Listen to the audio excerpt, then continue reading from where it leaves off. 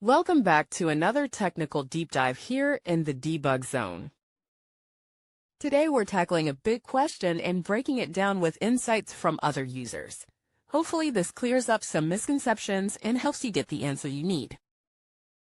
So buckle up, stay a little curious, and let's jump right in.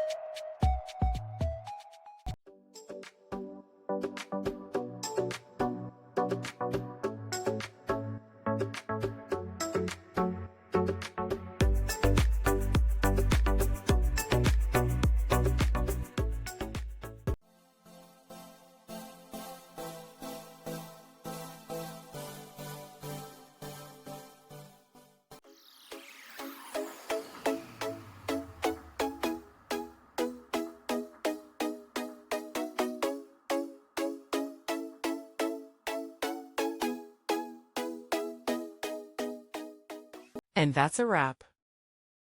I hope you found the answer you were looking for. If you did, take a second to hit that subscribe button. It really helps out. And let me know in the comments which solution worked best for you. See you next time in the Debug Zone.